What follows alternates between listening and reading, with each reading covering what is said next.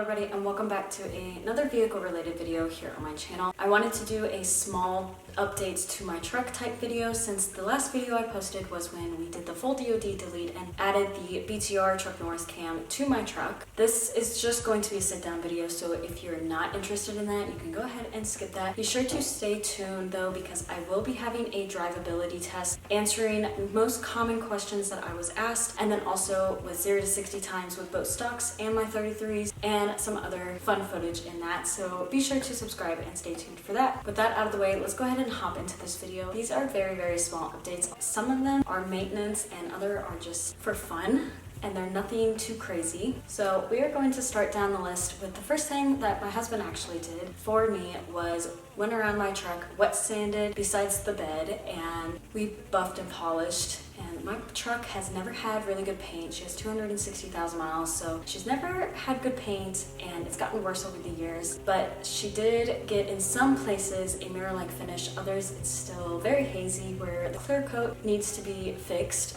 But I was very thankful for that. The next thing was with my 33s, we had certain lug nuts on, and they started backing out one day. I was lucky to not have lost a wheel while driving. We did catch it early. There was a little bit of damage to my wheel, and also we had to replace the studs. That issue was quickly solved. We put on my stocks for a while. My husband cleaned up and fixed my 33s, and then also we ordered better quality and new lug nuts so that we hopefully won't have this issue again. The next item is something I do believe were stock, or they might not have been stock, but we're not 100% sure. We did replace all the motor mounts, the 2 motor mounts and then the 1 trans mount. We got all 3 mounts from Rock Auto for around $70, and they came with a heat shield. I was very thankful to finally get this replaced, because we knew for a while after putting on the headers that my engine definitely needed new motor mounts, and now I don't have to worry about that. The next little goal, which I guess isn't an update to my truck, like a physical update, but she did roll over 260,000 miles, which was very exciting. That was back in October, and now she is 262,000 miles. So to me, that's exciting because I'm wanting her to get to 500 to a million miles,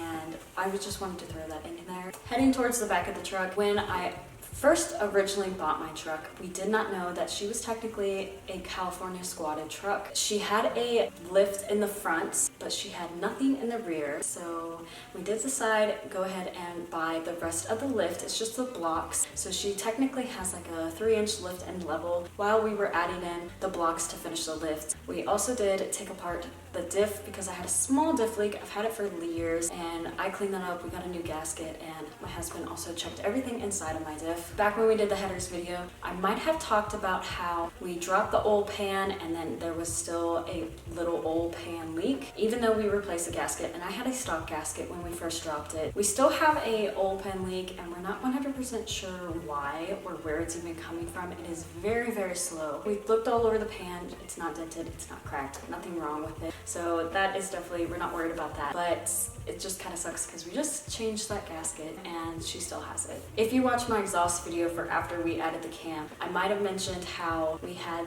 from Super 44s then to the Black Widow Race Venom exhaust, and also because of where we live, and my husband added a resonator from an '07 Tahoe. We did have that to where it was the full length of exhaust. My truck always had an exhaust that dumped right after her cab, and we went ahead and took that back off. So she is no longer having a resonator, and she is back to basically being where I'm sitting now, is where her exhaust is. And the very next thing that I am so excited to talk about is the main reason I wanted to even make this video. If you guys have followed my truck at all on my YouTube channel, you might have seen that she had basically no wheel wells. I bought her rusted in 2018, and she already had a little bit of rust on her wheel wells, but they were whole. After being with my husband in Wisconsin while he was stationed there, it didn't matter how much I washed my truck a week, she completely rusted out, and that's what's really sad to me, is the fact that I could not keep up with her. Her bed got really bad, and it even got to the point where, because I had a bed liner on, where it was clamped to the side of the bed,